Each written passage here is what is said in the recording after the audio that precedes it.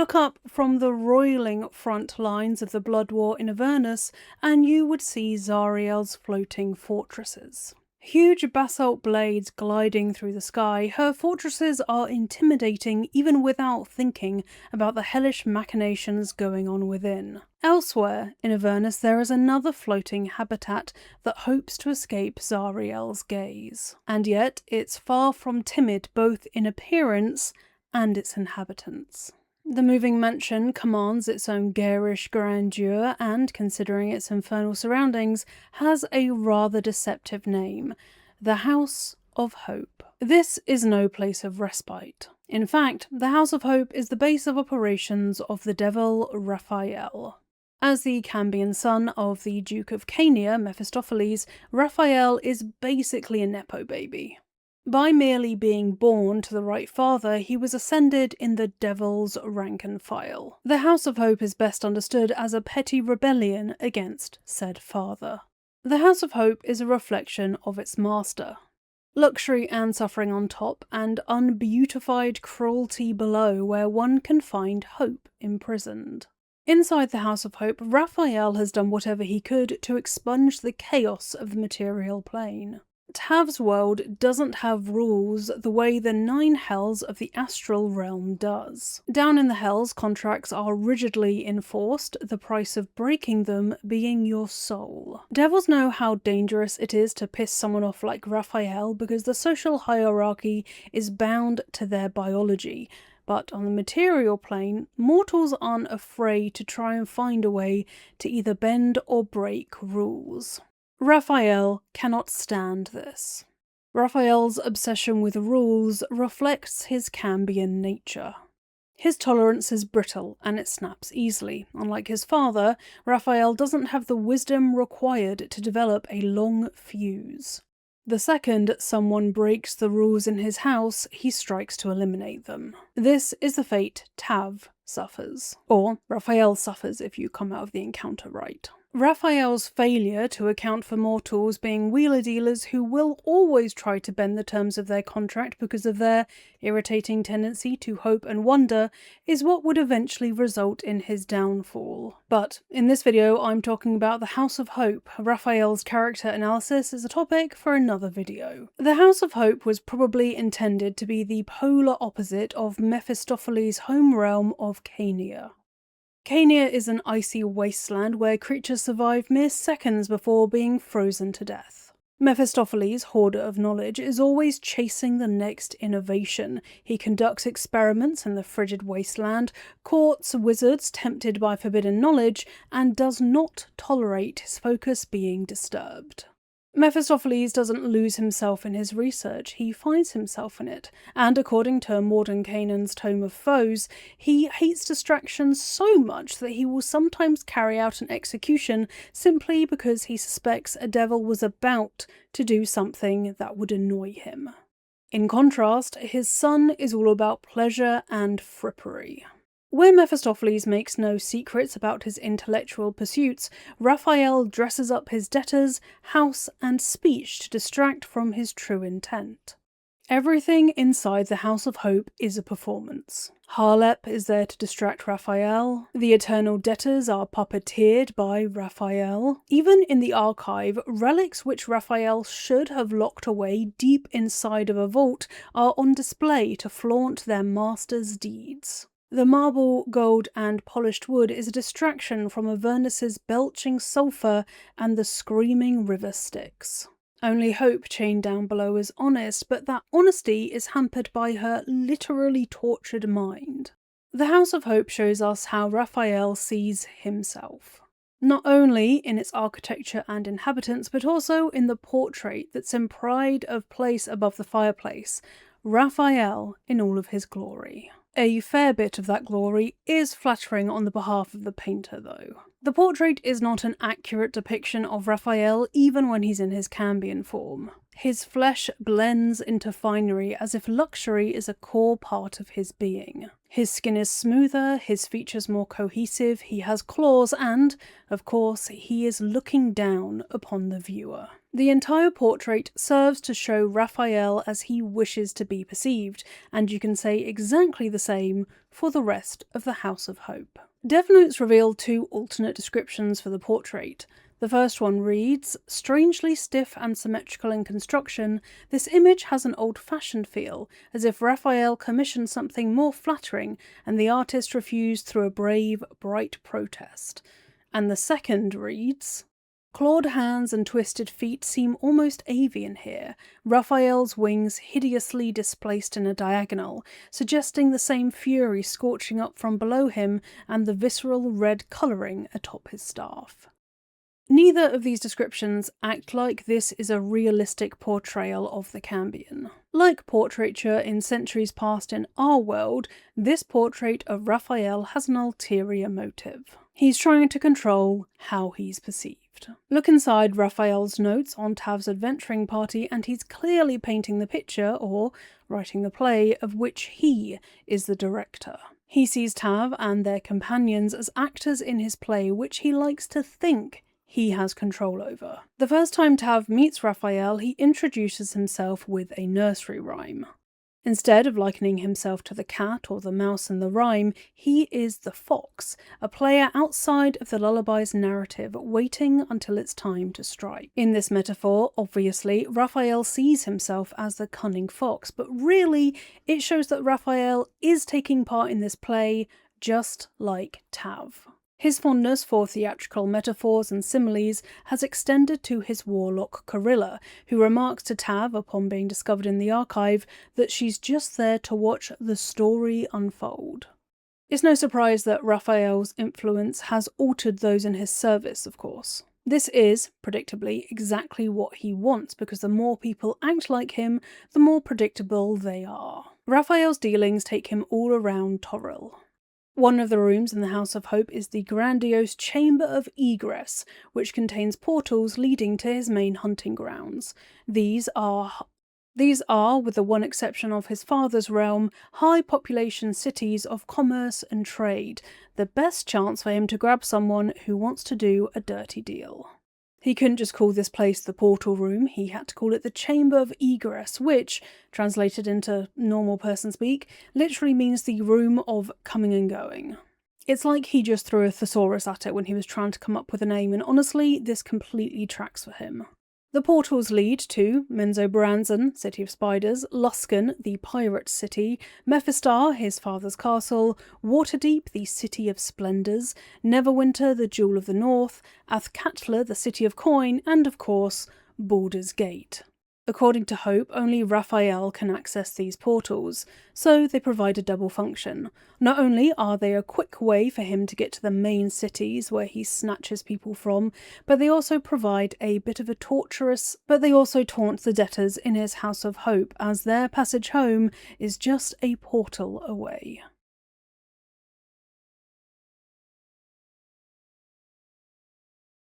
One of the only elements of the House of Hope that remains undisguised and unornamented can be found in its depths. Below the marble, and even below Hope's chains, you can find the Hell engines which power the House of Hope. It's thanks to these 2 giant exhausts that the house can fly through Avernus. This is a practical manoeuvre on Raphael's part. If the House of Hope was a fixed, stationary location upon the ground of Avernus, it would be incredibly liable to attack. And in Avernus, where every single devil is trying to get one up on the devil above them, someone would definitely try and target Raphael. By flying around like Zariel's fortresses, it's harder to assault and also makes it slightly harder for his father to seek him out should he need to reprimand his son. Karlach points out that the flying House of Hope also has the benefit of having a built-in execution method. You can throw unwelcome guests off of the balcony down into Avernus below. I spent a long time trying to figure out what exactly these Hell engines were powered by. 2 possibilities exist. First, Hellfire. This would make sense as Hellfire is the invention of Mephistopheles, so it's not beyond reason that Raphael would have access to a plentiful supply of it. Hellfire is incredibly powerful, so it could definitely provide enough propulsion to levitate a small mansion. Further, one of the statues in the House of Hope has a plaque dedicated to Hellfire. Hellfire, the great gift of Mephistopheles. This could have been Raphael's way to reluctantly acknowledge the fact that his dad had actually helped him out in this respect. Because of the inclusion of this plaque, I'm led to believe that clearly Hellfire is used in some way in the House of Hope's design, so it might be via these hell engines. Mephistopheles has himself invented Hellfire engines, which are wandering constructs which spout hellfire from their mouths and look somewhat like tanks. These can actually be found in Avernus, being used in the Blood War. Maybe the Hell engines are prototypes of Hellfire engines that his darling son has commandeered. The second possibility is that the House of Hope is powered by the same technology that powers Zariel's floating fortresses, souls. Zariel's fortresses siphon souls from the river Styx and use them as a power source, so Raphael could be doing the same. Although it does look like these hell engines are more similar to jets as opposed to siphons. The former, Hellfire explanation, is the one I favour. It backs up Raphael being a nepo baby seeking escape from his father, while also simultaneously exploiting his privilege to escape any of the real threats in Avernus. So, although it appears rebellious for Raphael to have his lair in Avernus, another Archduke's realm, it's actually the same as being a celebrity's child, billing themselves as an independently wealthy entrepreneur when in reality, their business was started with a small family loan of £1 million. The former is at least a devil, so we can expect it from him.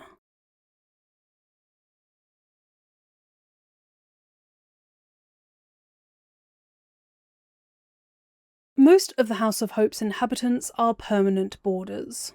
Like any good host, Raphael does enjoy entertaining the occasional guest. Some are voluntary, most are involuntary, and all are recorded in the House of Hope's guest book. By Eliasis of 1942, the 8th month of the year, Raphael has received 5 guests. All but one are fascinating and are unlinked to the events of Baldur's Gate 3. In some point in 1492, Raphael invited Halaster Blackcloak for a social call.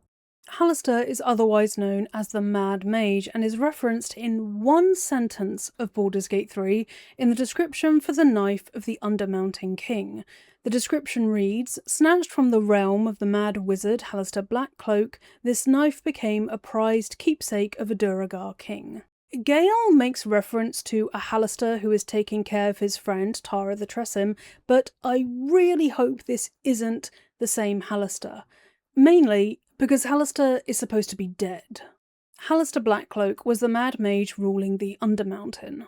The Undermountain is a sprawling, labyrinthine dungeon found underneath Waterdeep, filled with traps and terrors galore. Halaster actually had the habit of nicking creatures and monsters from across the realms to deposit them in his dungeon so that they would deal with any adventurers trying to find him in the Undermountain's depths. Kind of like the most deadly surprise interplanar safari you could imagine. Halaster was supposed to have died in 1375 by virtue of a ritual he conducted which went terribly wrong.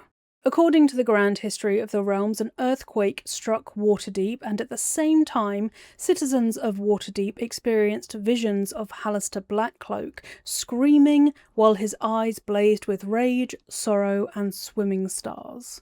This was the Mad Mage, who in the moment of his death had flung out visions and compulsions across Faerun to try and draw people to the Undermountain. This may have been his attempt to have his life saved, or it could have had a more mysterious purpose known only to Halaster himself. Either way, Halaster was supposed to be dead after the earthquake due to the dire nature of those visions that people experienced.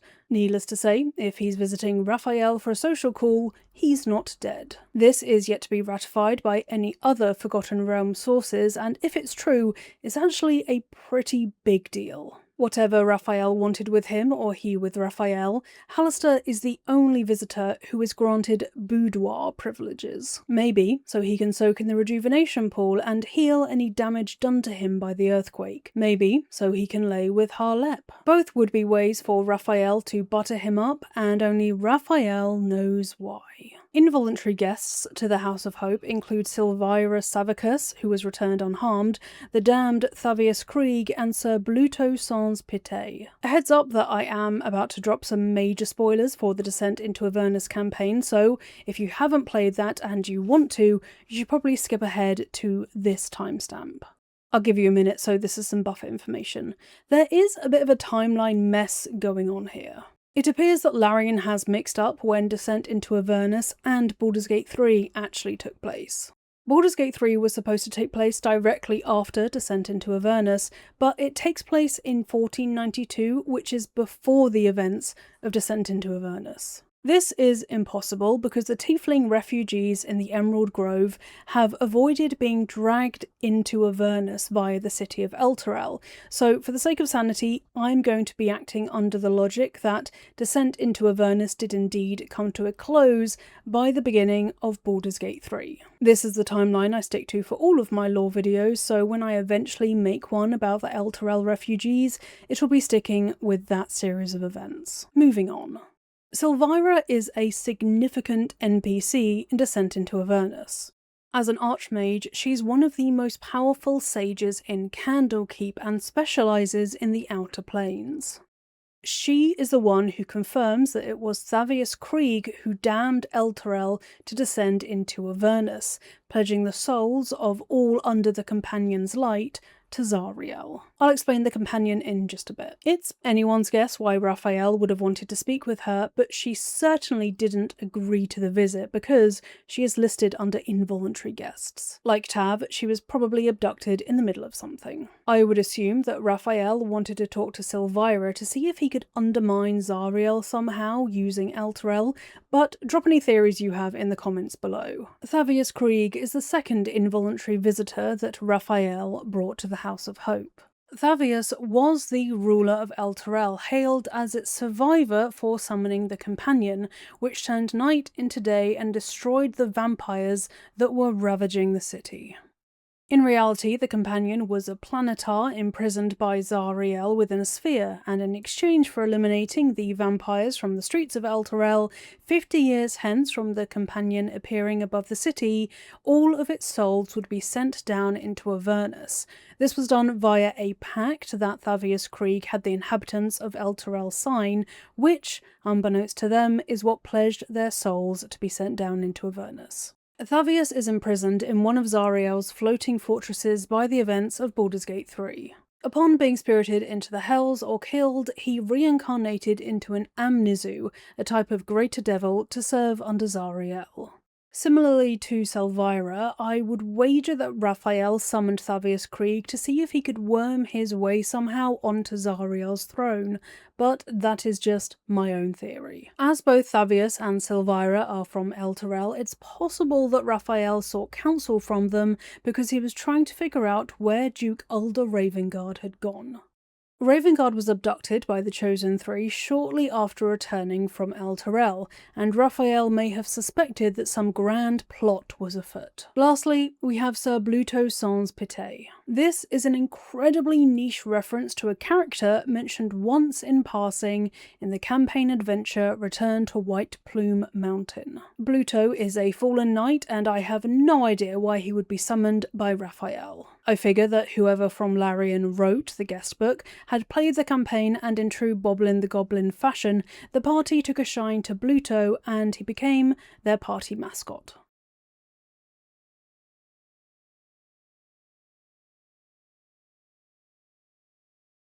Raphael's involuntary guests are confined to the banqueting hall and are allowed to feast on whatever meal plan D encompasses. Meal plans in the House of Hope does cheapen it ever so slightly, but makes practical sense considering Raphael's emphasis or obsession with order. If there's a meal plan D, that implies the existence of meal plans A to C, which I expect increase in luxury the higher up the alphabet you get. The more esteemed the guest, the more refined behind the feast. Aspects of these feasts that Raphael offers are illusory, however. At lower tiers, perhaps most of the refreshments are illusions, whereas an A-tier banquet might have entirely genuine refreshments. Avernus as a realm is dotted with illusions left over from its ancient past as a paradise, created by Asmodeus to tempt mortals into infernal bargains. Thanks to the encroachment of the Blood War and the River Styx, this is a long-lost feature of the realm,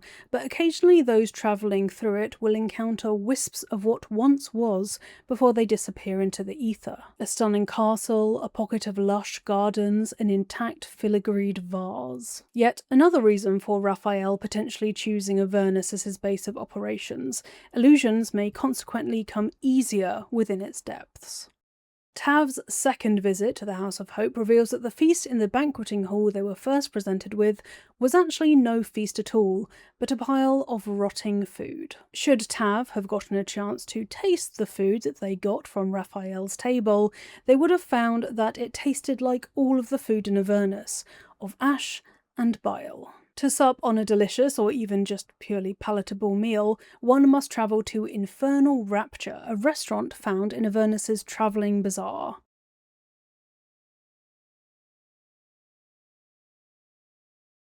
Illusory foods or not, plenty of mortals have fallen victim to Raphael's temptations. Incorporeal in nature, the oldest of these that flit into Tav's path are known as errant souls. Haunting phrases accompany each appearance. One pleads with Tav to hurt them. Another can feel themselves gradually ceasing to exist. Yet another one comments, "So many pretty things in the House of Hope. You're the prettiest of all." The spirit is trying to flatter Tav, but as this compliment comes from a disembodied voice, it just comes off as sinister. A few give Tav warnings, the most prescient of which being, always read the fine print. Those who didn't read the fine print, or did and didn't care, can be found in the House of Hope. Those that we see waltzing, laughing, or barking are actually the lucky ones. Thousands of souls that Raphael has seized are trapped in the soul pillars found in the foyer where Helsic's portal appears. This is the final fate of Raphael's collected souls. Usually damned souls reincarnate into lemures, but this seems like a worse fate. To be trapped in a soul pillar with no hope of escape, aside from being used to fuel Raphael's infernal magic. To have consents on a successful skill check that the souls in the pillar are furious and desperate to escape. Nothing but contempt may flow through Raphael's veins towards his eternal debtors, but he still keeps a couple of them around the place to remind himself of his own prowess. I'm halfway through telling you about the House of Hope, so if you're enjoying the video so far, please feel free to like the video and subscribe to my channel. I cover video game lore, mainly Baldur's Gate 3 lore at the moment, but in the future I'm hoping to do Elden Ring, probably, and Fable, which is coming out next year. And if you want to go further and support me, you can also subscribe to my Patreon or become a YouTube member. And I appreciate every single one of you, no matter whether you are lurking or are a supporter on either of those platforms, so much. I love the fact that I found my people. And now, back to the House of Hope.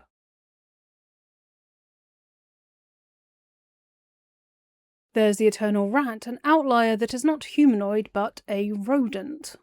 This soul cheated his friends and ran with their treasure, and then asked Raphael to hide him. So he turned the cheater into a rat. Other eternal debtors pass through the hallways of the House of Hope. One feels as if they're permanently on fire, another's gripped by manic laughter, another ashamed beyond belief, and another barking like a dog. The waltzing eternal debtor loudly claims that they love to dance, but the pain in their voice disagrees. They're likely in pain because they've been waltzing non-stop for God knows how long. Maybe they wish they could dance forever, unable to follow their passion in life. 1, 2, 3. 1, 2, 3. Don't look at me. I'm dancing. I love to dance. 1, 2, 3. 1, 2, 3. The perfect eternal debtor wants one thing, to be good. But they can't ever be good, so they'll settle for perfect. I tried! don't think I can ever be good. Instead, I'll be perfect. A doomed enterprise, and one that Raphael has taken a personal interest in. One of the debtor's lines is, "You'll be unmade and remade until your spine is straight, feet together, look at me when I'm talking." Their panicked rambling segues into mimicry of Raphael yelling at them. Doubtless enjoying picking his debtor apart, literally, for not being perfect in every bone and every vein, which, both you and I know, is an impossible pursuit.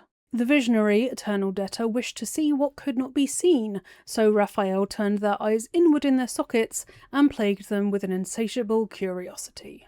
He said he'd turn my eyes in on themselves, to see inside me, rolling and rolling until they burst. The voyeur eternal debtor is similar, having been caught peeking into Raphael's boudoir, and now doomed to forever lecherously peep through the keyhole but never be allowed to join Haarlep.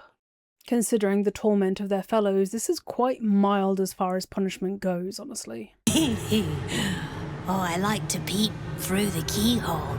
There's so much to see. So much to see. Perhaps the worst fate is of the devoured eternal debtor. Raphael has sewn rats inside of them. Ugh, teeth, claws.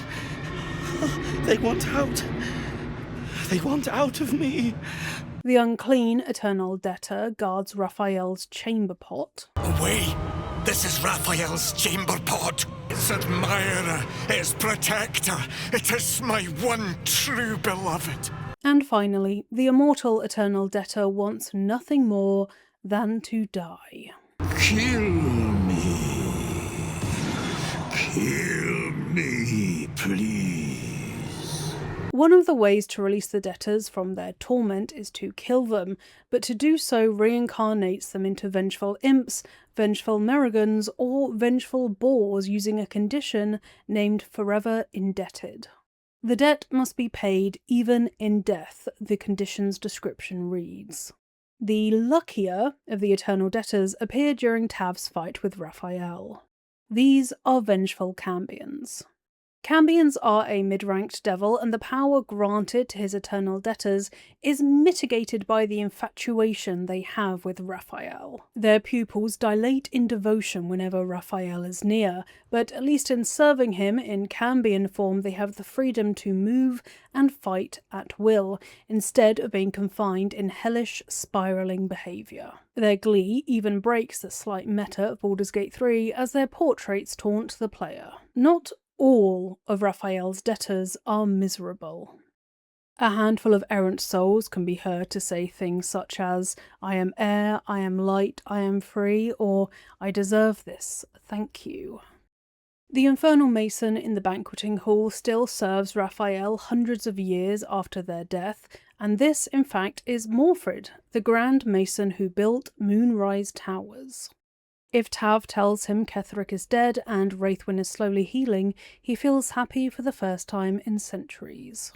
I have a video that's literally about the length of an entire film on my channel about the ruin of Wraithwyn and the Thorm's role in its descent, so if you want to know more about Morfred and what he did, then I urge you to go and watch that video. A peppy theologian eternal debtor is glad to see Tav, welcoming them to the House of Hope without any trace of irony. He doesn't appear to have any regrets about the deal that he struck. Who was I? I can answer. A priest. I spent most of my life singing praise to a god who did not listen. 1,000 prayers with no reply. Imagine it. Raphael answered the first time I called out to him. He asked for enough coin to keep his family happy and healthy. Raphael answered the first time the priest called out to him and, as far as we know, delivered the humble request that the theologian asked for. Should a cleric Tav reprimand the priest for demanding anything of the gods, his reply is blunt. And yet they make so many demands of us? It's not fair. Raphael has taken everything from me, but oh, the things he gave me in exchange. He doesn't remember who he used to serve. He doesn't appear to be suffering, so he might actually be happy. Raphael delivered, and then I was delivered to him. A rare reminder to Raphael that it is possible for mortals to star in his theatre fairly and benefit from his generosity, as I'm sure he would deem it. The archivist is another one of Raphael's content staff. He weighed how valuable his soul was and sold it to Raphael for a fair price. Now, he manages Raphael's archive. Whether that was the price he negotiated for his soul or a reward from Raphael for abiding by the terms of their contract upon death, it's down to you to decide. The archivist is exactly where he wants to be. Tav can boast to Kurilla that they convince the archivist that they belong in the House of Hope, to which Kurilla smirks. She points out that Tav just gave the archivist an excuse to cross-check lots of paperwork, which will keep him happy for months. Happy for months. I can imagine the appeal of routine, mundane, exhaustive, but reliable administrative duties that comes with managing Raphael's archives. Everything has its rule, its place, and none of that is due to change for centuries. Perhaps the archivist's life was chaotic and he sought the order which Raphael provides. That would be a compelling reason for Raphael to bind him to the archives, relishing a mortal who actually plays by his rules for once.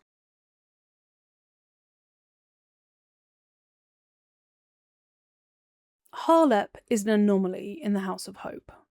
They have been sent by Mephistopheles to distract his naughty son. Any time that Raphael spends with Haarlep is time that Raphael doesn't spend plotting against his father, and Haarlep performs the task admirably. As a succubus, Haarlep can change their physical appearance to suit their target's desire. It's up to you whether you prefer to refer to Haarlep as an incubus or a succubus, though you should consider them interchangeable as Baldur's Gate 3 is based on the 2014 rule set. Within Baldur's Gate 3, Haarlep has both a succubus and an incubus form. Legacy D&D rules have incubi and succubi as distinct species, incubi as the masculine form and succubi as the feminine form. Neither of these forms are permanent and they can switch between gender at will, just like Haarlep. In modern Dungeons & Dragons, incubi and succubi are also the same creature, which can also shift at will between the two forms. But the difference is that both forms can be any gender. You can have a feminine incubi and a masculine succubi. In the modern rule set, incubi deal with seduction in dreams, and succubi deal with seduction in the material world. Tangent over. Haarlep is so skilled at mimicry that they've absorbed Raphael's speech patterns too. When Tav enters the boudoir, they refer to Tav as a little mouse, identical to how Raphael uses a nursery rhyme to compare Tav to a mouse being chased by a cat upon their first encounter. Haarlep's morphing nature disguises their true appearance, and we also don't actually know Haarlep's real name. Haarlep, you see, is an anagram of Raphael. No doubt a pseudonym to lend the succubus an air of mystique, and also to flatter Raphael through being a mirror to him both in face and name. Fitting, then, that a narcissist like Raphael only spends one-on-one time with Haarlep when they look like a younger version of him. He is, essentially, and ironically, himself over. As I explained earlier, Raphael as a character is rich for analysis, and his time in the boudoir with Haarlep is included with that, so I will keep it brief here. He is always a bottom and never a top. And only when he's feeling particularly adventurous does he ask Haarlep to turn into Archduchess Raphael, who remains on top. It's important to highlight here that it is a heteronormative stereotype that the partner who is below is submissive and the partner on top dominant, so this isn't really much of an indication about Raphael's inner world. It's more significant that he prefers Haarlep to look like himself when they are engaging in one-on-one time. The Archduchess title here is what's important. Raphael is not an Archduke, you understand. He definitely aspires to be one, so it's interesting that it's only Haarlep's feminine form that's an Archduchess, whereas their masculine form is a younger and untitled Raphael. Also, Raphael is canonically bad in bed. Haarlep may appear to be only a delicious distraction for Raphael. Look into the history of succubi in the Forgotten Realms and you'll find that it's kind of typical for succubi to be underestimated as such. In fact, they are powerful spies and infiltrators preying on their intimate connection with targets to extract information to either use for their own benefit or take to their superior. I believe this is Haarlep's true purpose.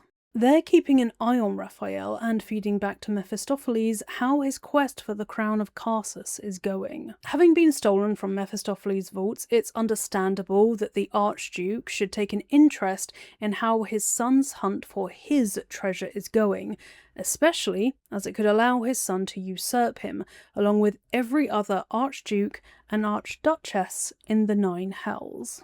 Haarlep has a wardrobe of forms they use to seduce, and Tav can put their own body on a clothes hanger. In the epilogue, Haarlep can leave a letter for Tav where they reveal that ever since Tav vanquished Raphael, their form has become exceedingly popular in Cania. An onslaught of fiends wish to bed the individual who slew Raphael, as well as Raphael himself.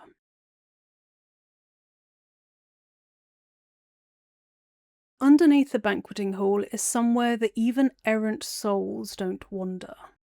Guarded by hell engines, 2 beholders, 2 imps, and infernal chains wrought of stone, strong enough to keep the son of Mother Gith imprisoned, is Hope. Hope is Carilla's sister. The pair were close in childhood. Carilla would save the last bit of pastry for her sister and fell upon anyone who dared to bully Hope. Upon adulthood, Carilla worked for a dwarven master who would beat her and feed her scraps, but there's no indication about what Hope's fate was. Carilla, understandably, was miserable. She called upon Raphael to free her from her master and he agreed, and even decades later Carilla has no regrets about selling her soul to become Raphael's warlock. He treats her right and feeds her well. Better to feast in the hells than go begging in the heavens, she says. Yet, for everyone else, the illusory food on Raphael's table is rotten, something that Carilla doesn't seem to care too much about. While Carilla pledged her soul for a better life and got it, Hope declined and suffered. Upon snagging Carilla, Raphael offered Hope the same deal. She refused. No matter how many times he sweetened the deal, she said no. Eventually, Raphael took offence and seized Hope by force, imprisoning her underneath the House of Hope and pledging that he wouldn't let her go until she agreed to serve him. Fittingly, her face tattoos are called woven razors.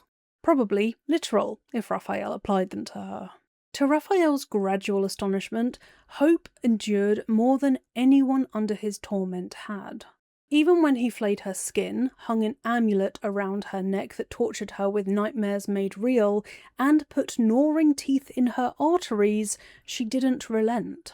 Hope is a puzzle, and Raphael loves puzzles. Carilla has complicated feelings about her sister. Context for Carilla's dialogue about Hope explains that while she does want Hope to serve Raphael to free her from torment, she's also jealous. Carilla doesn't get half the attention from Raphael that her sister does, despite Raphael being her patron. Ironically, Carilla describes her and Hope as having about as much in common as a princess and a pauper. In the book The Prince and the Pauper and the superior version, Barbie as the Princess and the Pauper, the lesson is not how different these two figures are. The lesson to be taken from that story is that you can learn a lot about inequality and social prejudice if you change your perspective. The princess and the pauper actually have plenty in common, it's just their circumstances that are different. There's some dramatic irony going on here. If Carilla would put herself in Hope's shoes, she might see why Hope doesn't actually want to serve a devil. Hope is a rare individual indeed. Raphael is so enamoured of her, platonically, that he's secured her with the same infernal bonds that imprison Prince Orpheus, whose release would overhaul an entire civilization. A lock and key would do for Hope, but Raphael is too possessive for that. She can do no wrong. Even if Tav frees her and Hope faces Raphael in battle, Raphael expresses that he will forgive her once she's been chastised. There are precious few individuals who will be able to retain their sanity through all of the torment they've been put through, and Hope is one of them. Her optimism, and yes, her hope, is what has bolstered her mind against being completely shattered, which absolutely fascinates Raphael and is why he doesn't want to get rid of her. Deep within her is an endless will of kindness and stubbornness, rendering Hope far stronger than Raphael ever expected her to be. Theatricality is one of Raphael's favourite things to indulge in. Accordingly, I would bet that he was seduced by the idea of turning someone called Hope to his cause and making her a warlock. He would probably keep her in the House of Hope as a kind of pet. He knows the irony of having Hope imprisoned in the House of Hope, make no mistake. She is a cleric of the life domain, but her associated deity remains completely unknown. It could be Bahamut, Corellon, Elistre, Helm, Ilmater, Lathander, Saluna, or Yondala. While chained, she was unable to call upon her god, but she goes full bloodlust, or as close to it as a cleric of the life domain can get, upon fighting Raphael, which is understandable, honestly. Underestimating Hope is a pattern, it seems, as I was surprised to find that Hope is able to banish guests from the House of Hope. In the fight with Raphael, she can use a level 5 spell slot to banish one individual from the House of Hope forever, which is an abjuration spell that's a unique variant of the banishment spell that Tav can use. Whereas the regular banishment lasts for 2 turns and then the banishee appears again, Hope's version of the spell lasts until a long rest. That is demigod levels of powerful. Why does Hope have such a powerful spell in her arsenal? And why is it that the House of Hope is described as her house in the spell's description? I think that Hope's deity may have changed to become the House of Hope itself. Although deities can reach their clerics in the 9 hells, Hope's deity didn't. I reckon they abandoned her. Turns out the theologian Eternal Debtor was right. Now, this is my own theory, but I think Hope has spent so long in the House of Hope and maintained her sanity through all of it and endured Raphael's torment that somehow it's attuned her to the spirit of the house. This is relevant. We find out after freeing her that she thinks she has no lips or skin, but in reality, she's perfectly physically intact. Everything Raphael did to her was psychic, it would seem. This, paired with Hope's partial insanity, may have led her to assert some kind of control over the house. Kind of like if you don't know the rules because your mind is taking some detours, then you can't be confined by them. Or perhaps this is her deity helping out their faithful at last. When Raphael is gone for good, Hope can finally rest. She wants to forgive Corella and become a family again. There are no plans for her to leave the House of Hope as, she puts it, it's her house. She wants to remain in Avernus, the House of Hope a sanctuary for wandering souls. Eventually, she turns the archive into an art gallery, the boudoir into a kitchen, and the dungeon into a hospital. The House of Hope as it should be. One occupant of the House of Hope was cut from the final game, but using the in-game flags, I found him, and if these flags are to be believed, this soul was Karsus, as in the Netherese creator of the Crown of Karsus, which the entire storyline of Baldur's Gate 3 hinges upon. He would have been Merrigan Debtor number 3, and Tav could have convinced him that they are pure of heart and the greatest wizard of the realms. It's down to you whether you believe that this was the genuine Karsus or just someone who believes they are the genuine Karsus. Should Tav kill Raphael in the House of Hope, the Dungeon Master will comment that the house is now nothing more than an empty carcass. But it's been dead inside for a long time. The feast is rotting, its denizens are suspended in permanent service, and few things enter without being able to leave. Even a clock is hesitating between a tick and a tock. But once Raphael is dead, all theatricality is stripped from the House of Hope, and it is finally what it sounds like it's supposed to be. And that is all I know about the House of Hope in Baldur's Gate 3. If you like this video, please do give it a like and subscribe to my lore channel. I come out with a new video every single Sunday. I had to skip the last one because I had life admin to catch up on, but that's the usual schedule. This was a fun video to write and research, and as per usual, the topics that I think aren't going to have tons behind them actually end up being super rich with lore. The circus was the last victim of this assumption of mine. And now I'm going to go and down a can of Pepsi because I know that there is a crisp chilled one in the fridge, and it's calling my name. So I will see you folks next time.